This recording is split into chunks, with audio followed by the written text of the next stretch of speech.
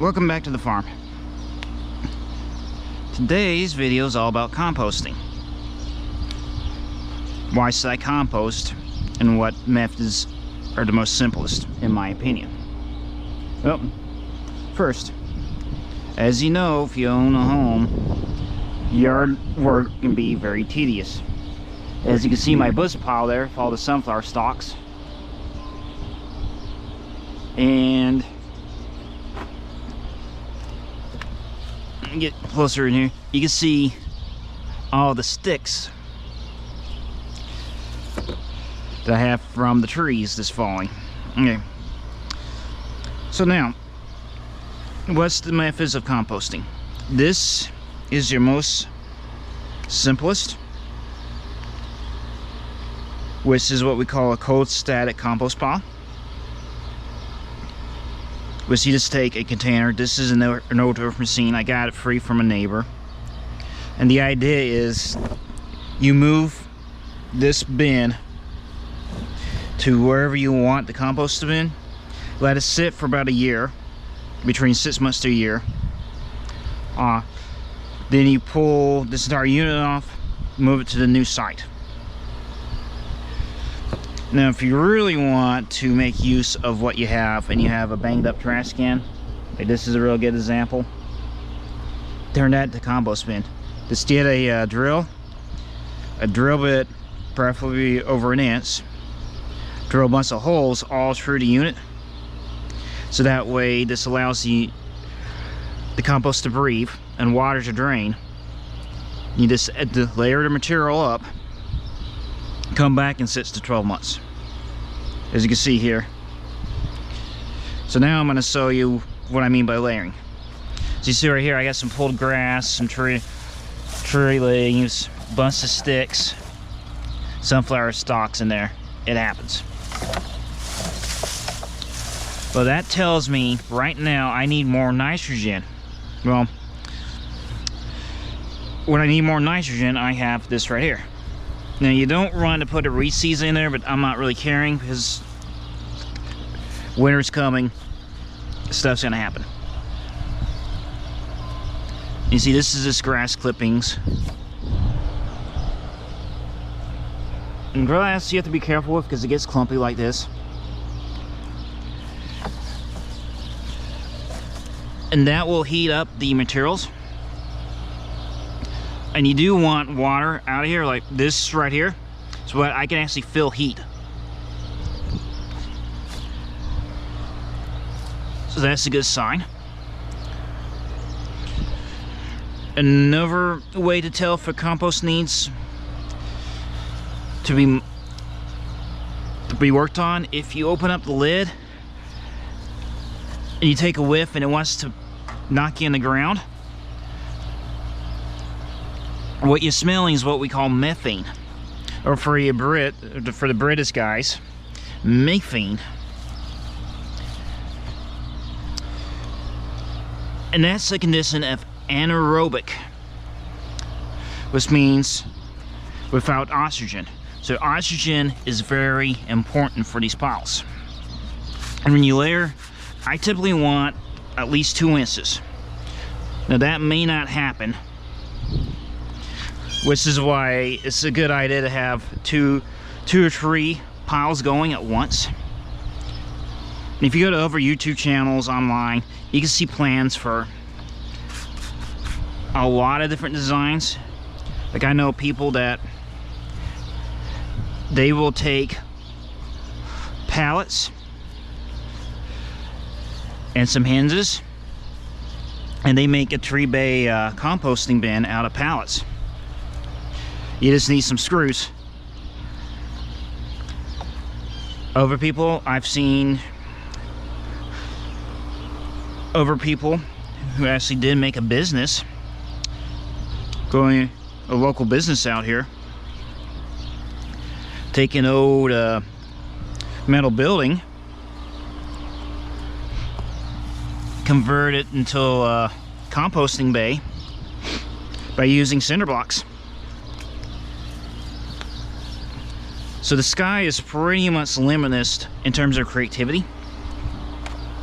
This depends on what you're wanting.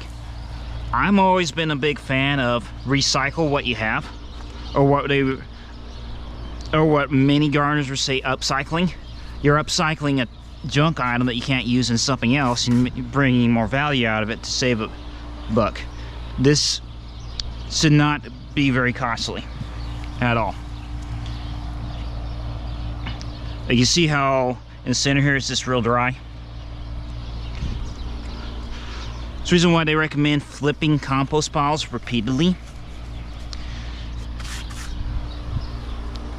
Now, ideally, if you flip a compost pile, that's going to help speed up the process, but that's very labor intensive.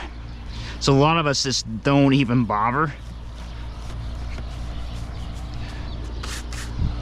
Is why would I need to go out there and flip this every time when I just leave it and come back in here? So again, this depends how much work you want to put in the system.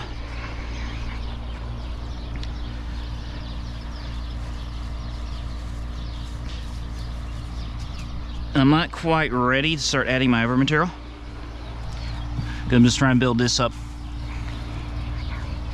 Also, if you're looking at a cheap source for bee smoking fuel, this stuff works wonders.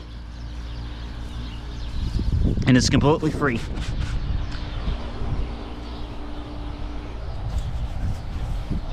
And this is going to allow the nitrogen and the carbon in this pile right here to balance out. My target is a dirty nitrogen to 1 carbon.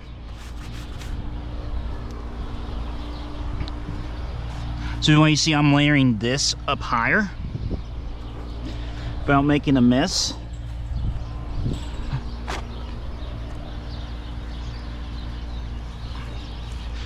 Because ultimately what's going to happen, if I have this ball correct, it's going to want to sink down. Now I am going to add some of this material into here, just in case I have too much nitrogen,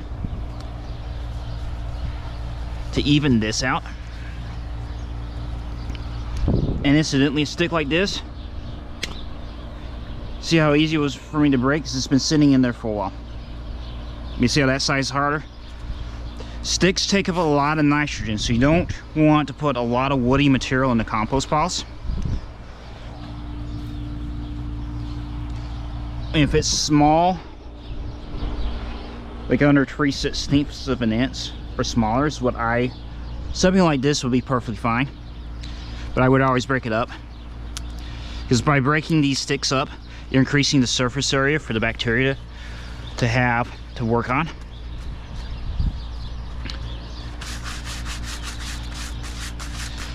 Now I have a couple options here. I can go get my water bucket,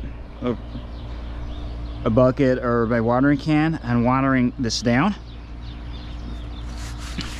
Problem I'm going to lead into that, if I have too much water, it has to readjust. So what the other option I have is adding my carbon source, which you see here's this shredded newspaper, shredded cardboard, junk mail that I shredded. And I can just dump this out in here.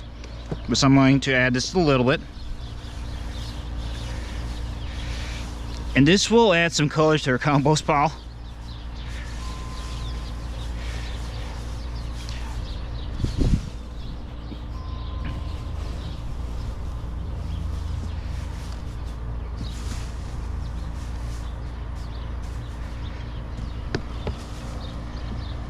You see there's a bunch of tissue paper.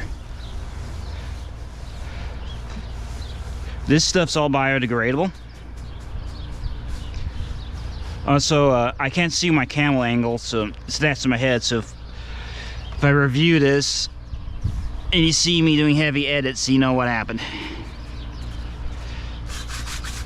And since this is very dry, I'm going to get my watering can.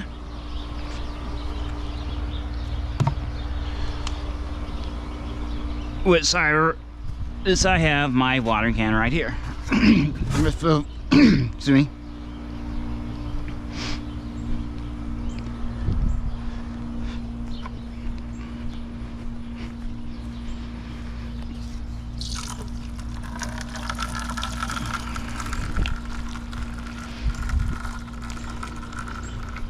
Well, we're right on the watering can to fill. And show you what I found the other day in here. There's the start of a pumpkin. Got a luminaire over there somewhere. Okay, I can see it. You may have to squint a bit, but you see a little white cylinder on the other side of that tomato case.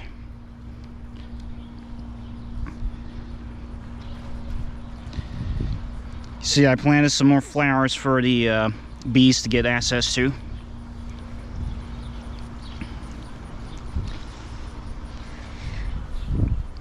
See, I lost some lettuce. We had a lot of hot, dry weather, so that affects things, but this is perfectly fine. And you see in the corner there, that little vine with the yellow flowers is actually a cucumber vine that I found out here. Then in that corner there is some of the beans that I planted. And the cat decided to grace us with her presence.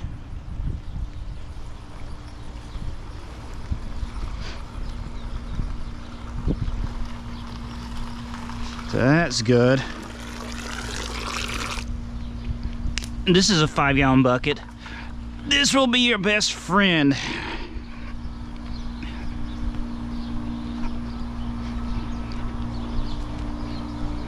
So when you water a compost bin, what a lot of people do will just layer it as they go.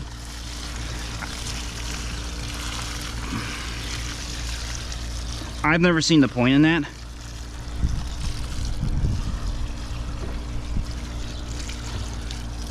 I must rather just dump a bucket and be done. And you saw I added my nitrogen, you saw I added my carbon. Now I'm going to add this some inoculation. And that's just to give it a little more access to materials, to nutrients. You don't typically want more than 2 handfuls.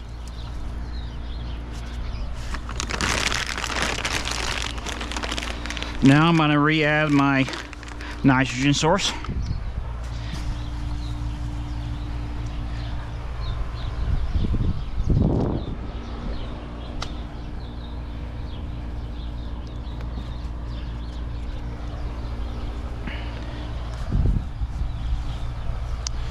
And if you're worried about with the winter coming up here in the States,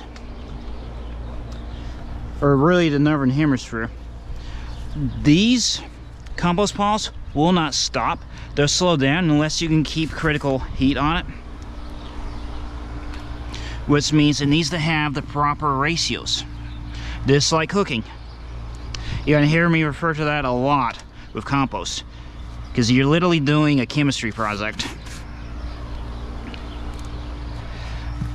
Reason being, like right now, I can feel heat coming from the center of this. It's not the heat that I want, but this tells me there's a lot of bacterial activity, which is why compost is a thermophilic process at start. Then as it cools down,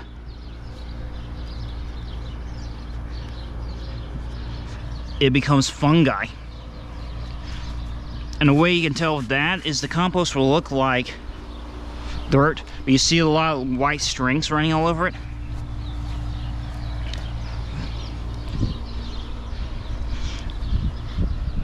Some people call this black gold. I don't refer to this as black gold. I refer to it as nature's duct tape. Now let's talk about soil benefits with this. You're not getting much fertilizer out of this at all. What you are getting is a very large amount of microbial activities, if you will. Think of it as a probiotic.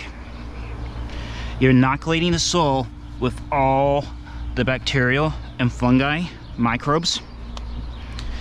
You're also adding what we call organic humus to the soil, which brings its weight in water, what I mean by that is I did a master composting class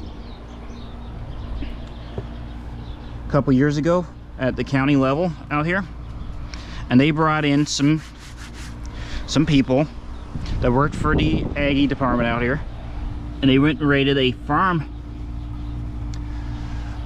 out in the hottest county in the state, brought back a pan of soil, stuck the pan of soil straight from that farm that was constantly tilled, put it under a sprinkler, gave it 1 inch of water. They had a comparison of people that had compost in the soil versus that one that had 0% compost. Well, believe it or not, that 1 inch of water never penetrated the center of that pan with the compost from that farm that had no % compost. And you had lots and lots of water runoff, or as what we refer to as leaks, the water leaching. Whereas the pan that had the compost within the soil had virtually no runoff. So let's talk about the water implications. That means the water is staying in that ground for longer. It means that you have to water less. Well, let's talk about the economics. How much does that mean, especially when you're in a place that's more prone to droughts? Well, that can start adding up. So there's a reason to be environmentally sound. The next thing is this compost will give you a pH buffer. If you've taken chemistry, you know the first thing they tell you when you start dealing with the pH is there's solutions, buffer solutions, that interfere with the pH. Compost is no different. For example, you plant a blueberry in the soil out here, yeah, the blueberry's gonna do okay. It's gonna take a little longer. You plant it with compost, yeah, it's gonna do far, far more better. This because the compost is giving it a boost. That pH zone will swing 1 point in either direction depending on what you're planting.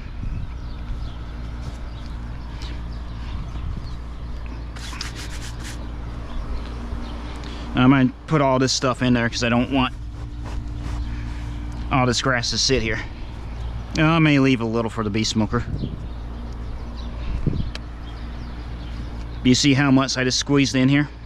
And this is a 100-gallon capacity. As I got mosquitoes flying around me.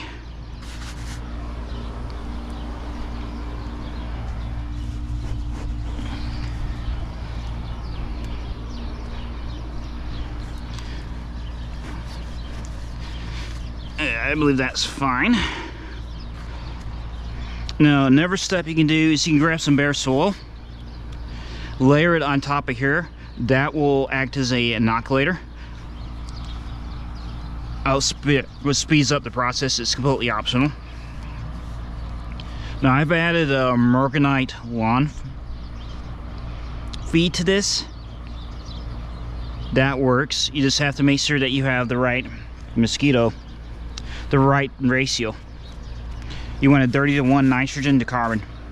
It's the only way this will fully work because I get grass all over myself. There we go. Now I'm going to add some more water. And this method is the #1 method I've seen across the board. Because it's just so simple. I mean, you already have most of the materials laying in the hand, and I mean, you see how much grass I get from this. And I mean, it's only 1/5 of an acre. Standard city size.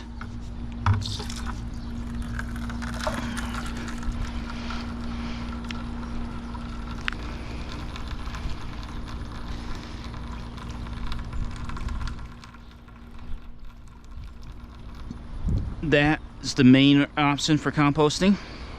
Then you have our warm composting, which is more specificalized. You have to just look at our needs. I mean, they have tons and tons of different composting disciplines.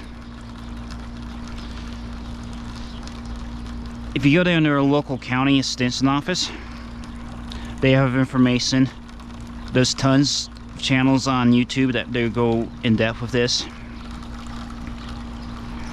There's a method where you use anaerobic. This depends on your needs. If you have land, you don't need the land. I really should say yard. That method I showed you works great. If you don't have the space, you can use the warm composting, which also, as soon as I get done with this bucket, yeah, close enough. And all this is this rainwater.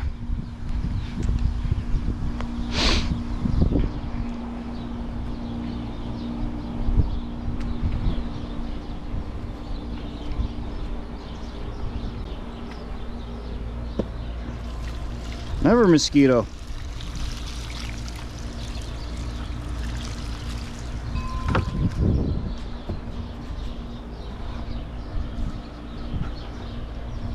That's the downside of keeping bees. You're gonna have mosquitoes.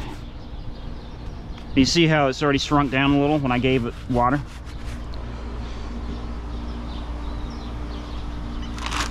I'm gonna add some more fertilizer to this. Now that's a little too much. So we're just gonna even it out a bit.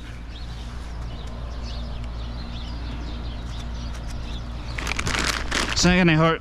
That's not gonna hurt the composting, because again, this is why I mainly focus on fertilizing my compost, is because the compost will balance itself out. Now this is actually big enough where I have critical mass.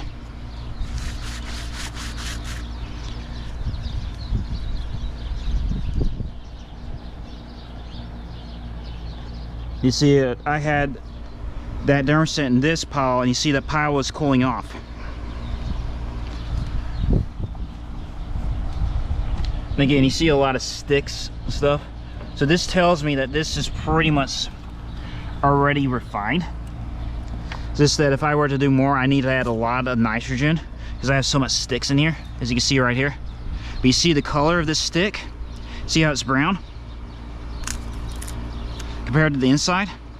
That tells me that it's starting to break down. It is. His nitrogen has a very dark color. If you ever eaten a chocolate shake, excuse me, chocolate cake, it will resemble that color. You see how the difference here? Like you see these grass clippings, how green they are? How did you end up there? Okay, whatever. You see the difference in colors? How this is getting more darker? That's how I know there's a lot of nitrogen. All I'm gonna do is flip this back into the other bin. That way I can have this centralized.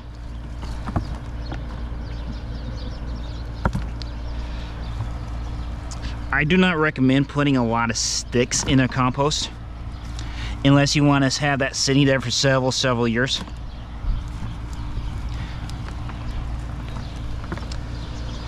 That's part of the reason why I got that chimney, is now I can use this as a different source. I'll still use this because a lot of our beneficial insects, ladybugs, your native bees and native solitary bees, such as mason bees, will use these to nest in. So there's no reason why I should not.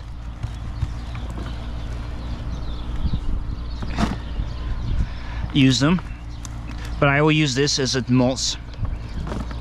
I would wait until after I get my season started and use that as the mulch material. But I know you can't smell it, but I'm not noticing any foul smells, which is a telltale sign, because you want to have a woody, hazy smell. Like if you're going in the forest, that's the smell that you want.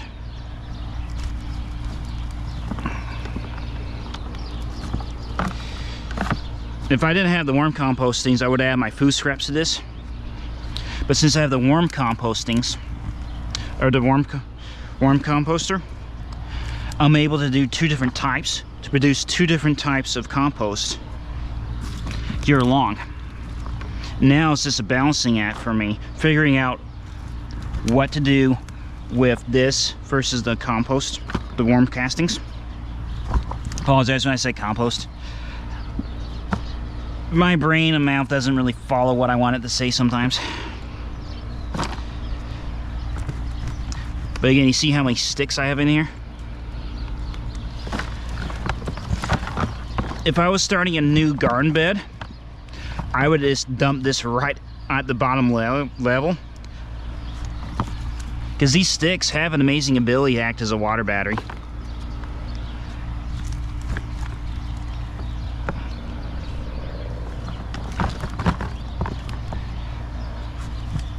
Also, Prime Day's going to be hitting on the 11th and 12th, I believe, this month. So if you're looking to get some stuff, garden-related stuff, I guarantee there will be something there. But do monitor it every single day.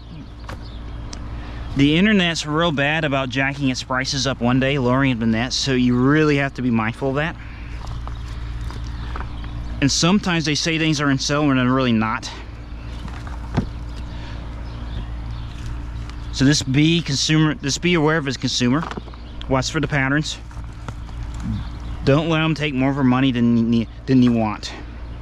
If that's something that you want, then go for it. But if you don't really need it, don't be afraid to be picky. Like we just found an earthworm in here. So like right there.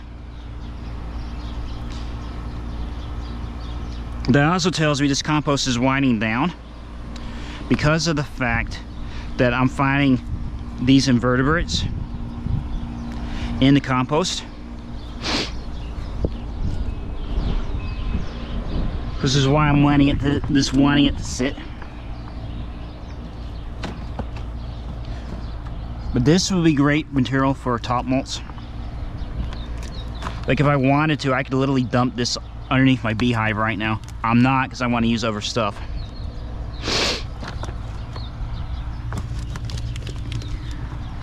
But you do see the color of this. That's the color you want our compost to look like. See how this stick's hard for me to break? But I might leave it in there just to let it break down. Because I don't plan on touching this spring. So think of it this way, it's gonna have October, November, December, January, 6 months.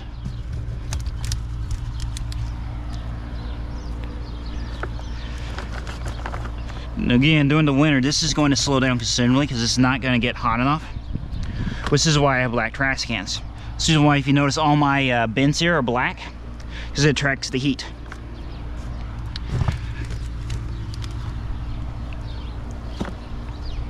You do want it to be in a shady area where it gets some sunlight, but not sunlight full all the time. Because what will happen is a lot of the nutrients in the compost will evaporate. For example, vitamin C is heat soluble. Not that you're going to have an issue with vitamin C, but that's just one example. Found online for another YouTube channel down in Australia, they have developed a sensor that you can plug an app into that tracks all that stuff, which I've actually decided, hey, that was neat. I actually like enjoying looking at the analyticals. So that's something I'm waiting on to get. But it's coming from Australia, so. Like here's some green that I might toss in there.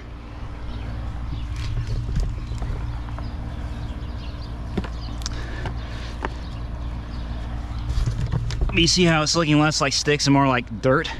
This is what you want a compost to look like.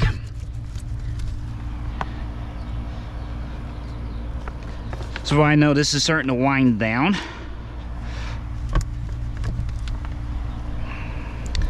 And these sticks, if you want to, you can break them down farther. That's completely optional.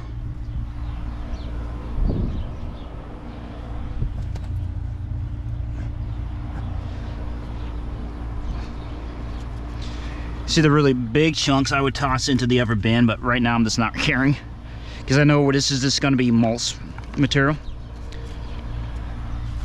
So this is going to be sitting here for a while. And what I could do is run a shifter to this and shift out all the heavy debris, which is time consuming, but you know, I got to get my exercise where I can.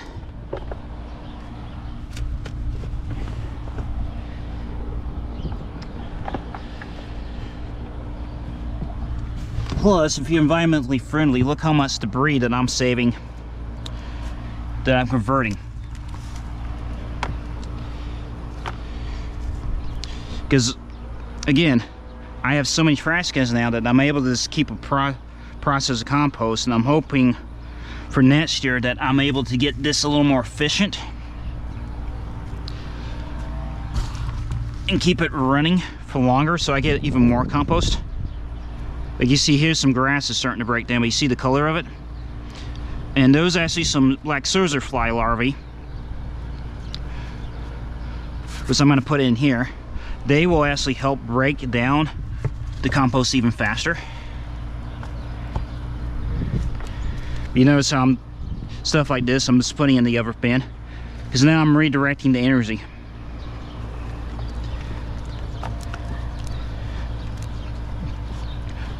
By redirecting that energy, now that's going where I want it to.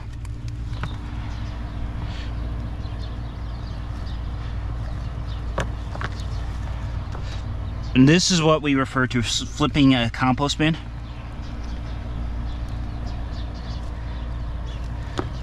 Because that's actually adding air back into the pile, which the microbes need air because they breathe like you and I do. They breathe oxygen. They're not fermenters.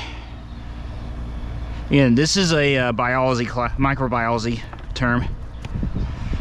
Anaerobic is more what you're doing with ancient earth versus modern, where everything's oxygenized.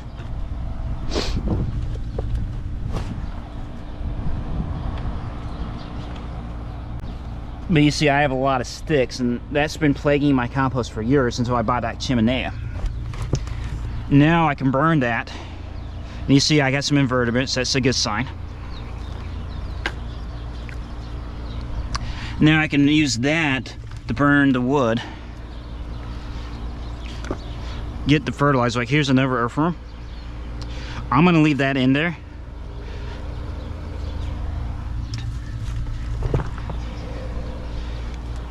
And these earthworms are naturally coming in from the ground.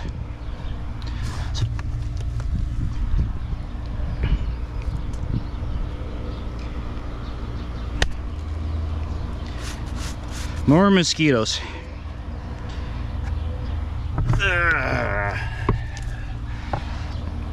But regardless of the site, no matter where you're at, composting is something that you can do quite easily. As long as you have the right formula, it doesn't matter what you're using it as. And there is a composting method that was developed in Japan in the 90s.